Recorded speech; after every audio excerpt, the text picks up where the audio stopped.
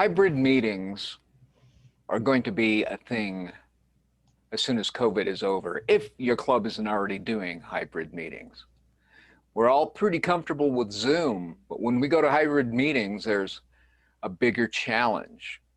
Moving cameras around, doing the timer when part of the audience is online and part of the audience is in the club meeting. Here's a little tool called OBS Studio that we can use in front of Zoom, and I'll demonstrate what is going to happen. I think you're going to find that it's going to be useful for hybrid meetings, but you may like to use it just for yourself, because there's some really nice tools that it has that can help you with problems in your presentations, help you be more creative in your presentations. So we're going to demonstrate exactly what this software is. And I use a video switcher so that you can see the complete output of the software instead of just the screen. So I'm going to switch over and move over here.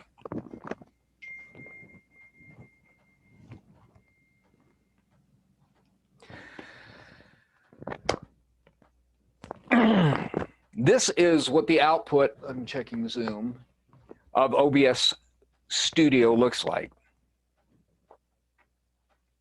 I've got two cameras on here. One is simulating my audience. He's kind of a genius. And it really is live. If I reach over really far, you can see my fingertips. And I can show both cameras at the same time. It's really pretty cool. And I've got my main studio. I've got a little overlay, a little mask on the top, masking the top and the bottom. There's my Einstein. But the output that you're looking at, if you can tell, I can't point right now. I could use it with my pointer, but it's not very good. This window right here is what is imported into Zoom. And we've got all sorts. I can play videos. I can even use the timer, do a little quick timer. And I've got these set up on F keys. So I can push F2, we got green, F3, F4, and F5, F6, F7, F8, F9. Do I go farther? And F10. But I'm going to show you first an empty scene. I've got a couple of little, this is what the software looks like. The top is a screenshot, OBS Studio, Open Broadcaster Software. And there's the address if you want to download it. So the first step you need to do if you're going to use it is download it. And it's really simple. And for your information, I'm going to switch back here. I can't look at the camera yet. I haven't enabled the camera yet. We're using OBS Studio in this case to just do video switching. Audio switching is out of the picture for this. OBS Studio is a wonderful tool that can be used for streaming. You can use it for recording. You can use it for media playback. But in our case, we're going to use it as a front end for Facebook, for Zoom.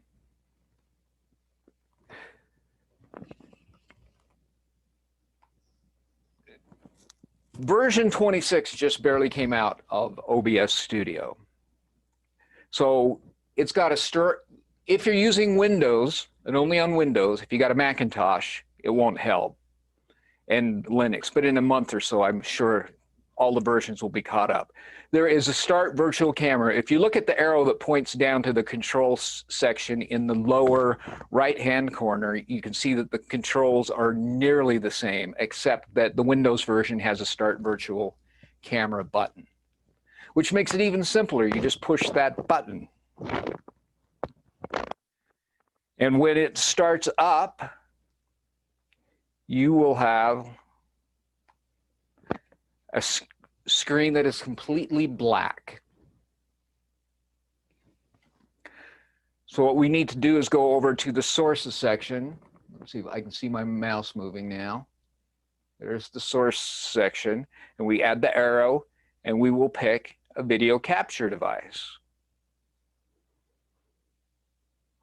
And I will add it, and this gives me a choice of all of the devices I have on my computer. My built-in camera on my laptop, and my external camera.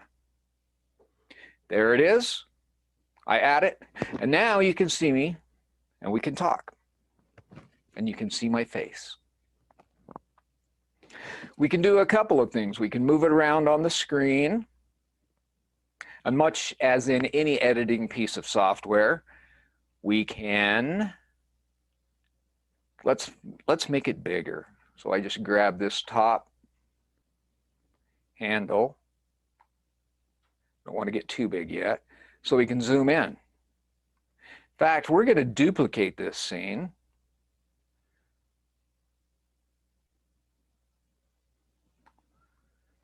And then we're going to, if I can grab the handle, we'll make it smaller. So now by going to the scene buttons,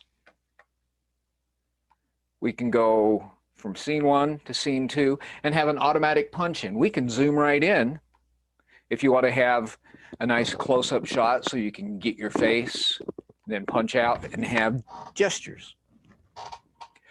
All with the same camera. This is just one camera so far. The other thing we can do, well, let's do it on this one. I can hold down, on my Macintosh, it's the Option key. I think on Zoom, it's either Alt or Control, I forget which. We can, if I can grab the red handle, we can zoom it in here.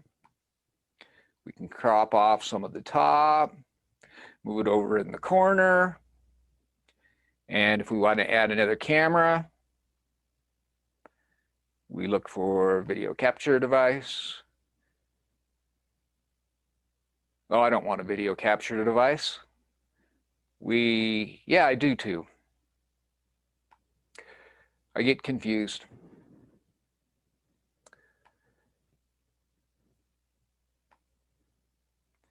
Add the second camera. Now, before we get too far ahead, let's show what we're really trying to do. So we're going to go over to Zoom. I've got the Zoom window hidden off here to the side so that I can do preferences. And go to video, and notice I have a choice of a FaceTime camera, which is my built-in camera, the external camera, and my OBS virtual camera, which is going right now, but I haven't sent any signal to it now. So we'll come back over to, I'm going to close this because it always gets in the way. OBS. Normally, you would just come over to the control section and start your virtual camera. I have a plugin that does the same thing. And I start my virtual camera. Now let's go back to Zoom, open my preferences, video, and there it is. And now I can use, oh, I don't have F keys on this one. I can switch scenes over here. And now my camera, whatever scene I choose, shows up in Zoom. So the steps really are, you start OBS, you download OBS, then we start it, we start Zoom, we start the virtual camera, and we select the OBS virtual camera in Zoom. And that's all there is to do to use this wonderful little tool. But no, we have even more nice, shiny tools. So let's see what else we can do. See, we've added cameras, and we've expanded, and we've cropped. Let's add a plain picture. So to this scene, I'm going to add, if I can find one here, an image. Let's pick this one, something I already have. Here's my picture. I can put it wherever I want to. I can scale it up if we want to see it bigger. I can crop it. I can make it smaller. And by grabbing this scene source, I can turn the eye off and I can hide it. It's like a lot of software. It's in layers. I can move it up and down. I have to select it, move it down in the layer list, and now it's behind the window. It's a layered system. Let's add some text.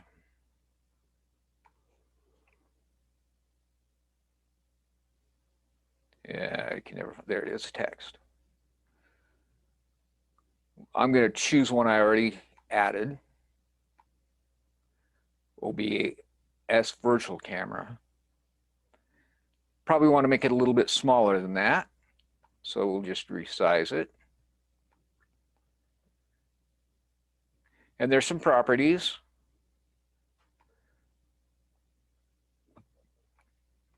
I didn't even know it had a gradient. You could do really weird colors if you wanted to. Isn't that lovely? Of course it's not, but you can resize it. Now what we can really do with this though, and I'm gonna, if I look at my checklist, we can go ahead and go back to a different scene collection, something that I have already used from before.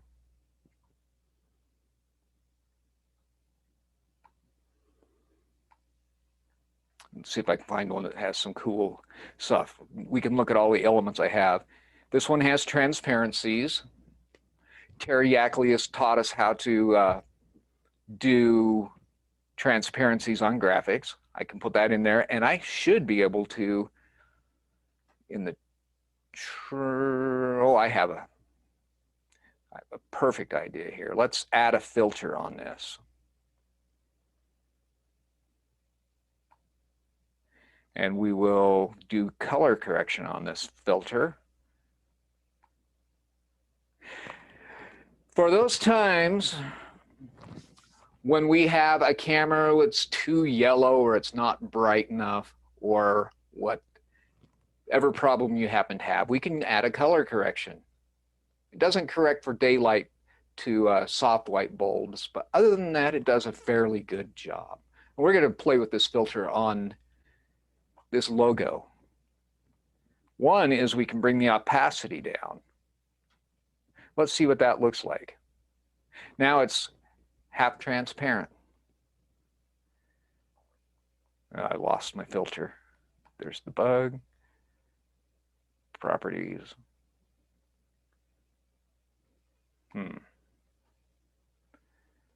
Filters, that's what I need. Let's bring the opacity back up. Let's make it a weird color. Let's give it green and pink and give it more saturation so it's just totally cool. A little more contrast there. Now, isn't that lovely?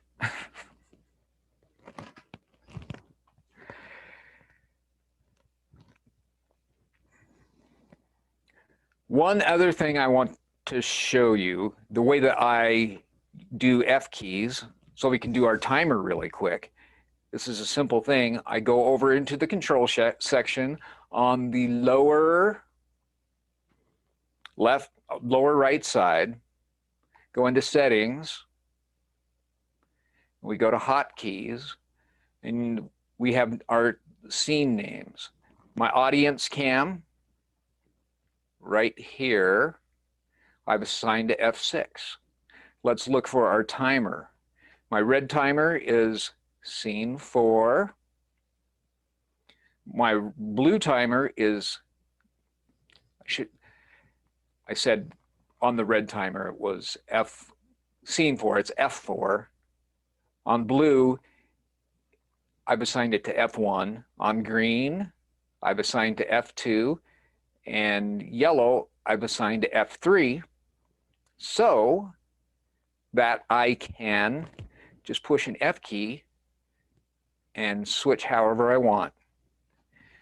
And on this particular timer, I had the audience and the speaker view.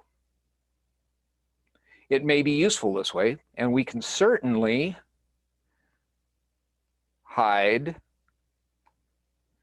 the audience cam if we want to, or the speaker cam, which may be even better, and resize it.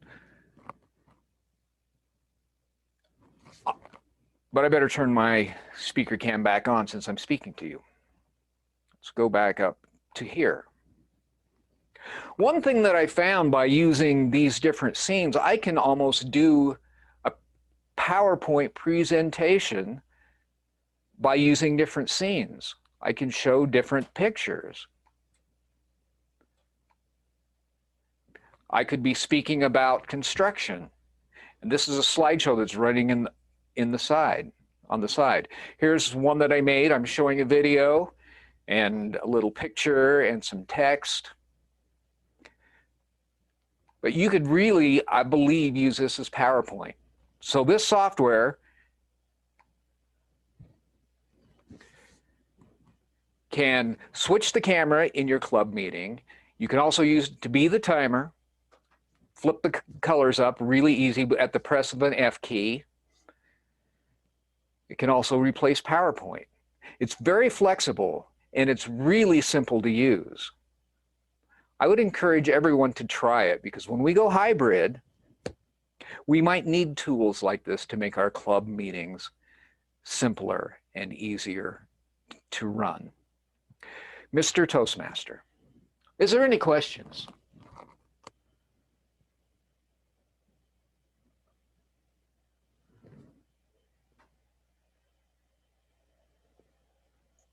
If you have a question, I'll answer them. Well, Dave. Yes. I mean, I know this is freeware. Yes. As my computer proved earlier this morning, it is fully capable of locking up on me. Yes.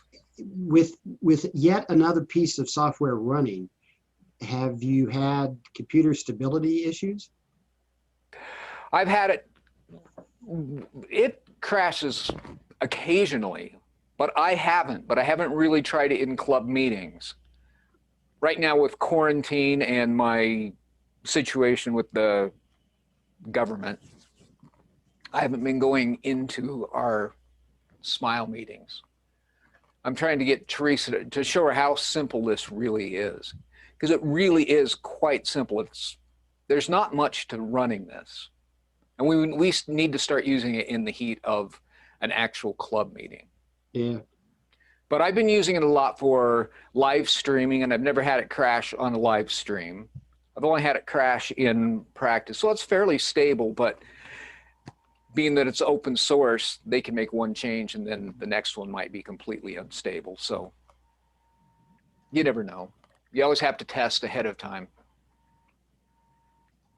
And the computer I'm running this on is a 2013, so it's 7 years old, and it's only a dual core i3. So it's not a fast computer. It's got a fast SSD in it, but that's it. What about chroma key or background? Are you able to replace your background? You could. Actually, you can use Zooms. I'm not running into Zoom, but this is just a front end. This is a virtual camera, so you can run it into Zoom and have Zoom run its own chroma key if you want to do it that way. And it does have built-in chroma key also, and I have not used it. The built-in would be if you were using it with layers and you wanted you to be cut out, like transparency, your background transparent behind you on like a slide. Yeah, I believe you can. I have not delved into it that far. I used for live streaming, I use it mostly. But I imagine a scenario that I think when I do a podcast the next time, I will probably use, because I'm using 2 computers right now, I'll probably use one instance of OBS to play all my videos. It'd be the media player, run it into my switcher, and then record it on another instance of OBS on the second computer. It is such a good screen recorder too.